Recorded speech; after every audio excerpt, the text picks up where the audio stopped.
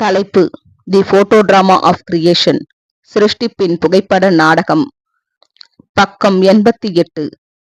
புறக்கணிக்கப்பட்டவரும் அசட்டை பண்ணப்பட்டவரும், உலக லட்சியங்களுக்காய் போட்டி போடுகிறவர்கள்.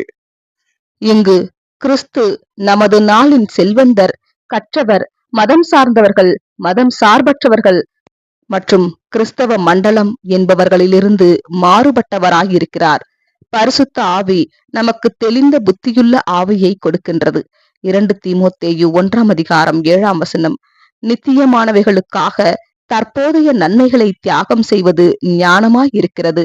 கலைஞர்கள் இந்த உலகத்தை பணப்பைத்தியம், புகழ் பைத்தியம், சிற்றின்ப பைத்தியம் என்று குறிப்பிடுவதில் ஆச்சரியம் ஏதும் இல்லை. தி கிறிஸ்டியன் ஹெரால்ட் என்ற பத்திரிகையில் ஏறக்குறைய இது போன்றதொரு காட்சியை குறித்து என்ன சொல்லப்பட்டுள்ளதென்றால், ஓர் ஓவியனுடைய பிரசங்கம், எ பெயிண்டர்ஸ் சர்மன் என்று விமர்சகரால் மிக பொருத்தமாக அழைக்கப்படும் இந்த உருவகமானது நாகரிக உலகின் ஒவ்வொரு பகுதியினுடைய சூழ்நிலைக்கும் பொருந்துகின்றதாய் உள்ளது. இந்த காட்சியினுடைய போதனையின் முக்கியத்துவத்தை முழுமையாக புரிந்து கொள்ள வேண்டுமானால் இதனை நன்கு தியானிக்கவும் ஆழ்ந்து சிந்திக்கவும் வேண்டும். இதை குறித்து கிறிஸ்டியன் காமன்வெல்த் என்ன சொல்கிறதென்றால், இருபுறமும் கவனம் கொடுக்காத ஜனக்கூட்டம் கடந்து செல்லுகிறது. அதில் குறிப்பிடும்படியாக ஒரு பாதிரியார் இருக்கிறார். ஒரு மேலான வாழ்க்கைக்காக பேராவலுடன் காத்திருக்கும் இவர் பெருமையாக மத சடங்குகளை பூரண ஆச்சாரமாய் கடைபிடிப்பதில் கவனத்துடன் இருக்கிறார்.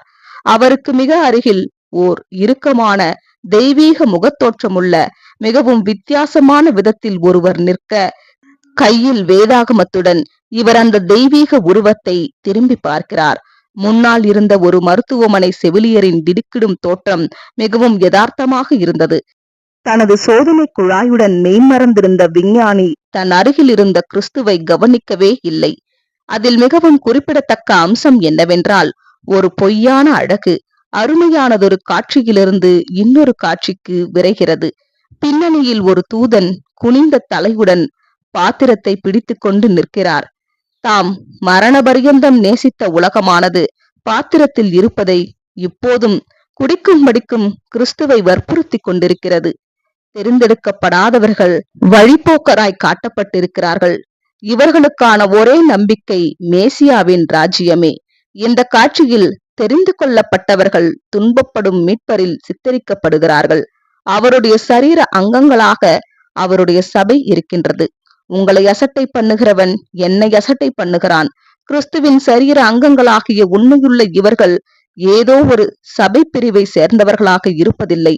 மாறாக எல்லா சபைகளிலிருந்தும் எல்லா மத அமைப்புகளுக்கு வெளியேயும் உள்ள எல்லா பரிசுத்தவான்களையும் உள்ளடக்கினவர்களாய் இருக்கிறார்கள்.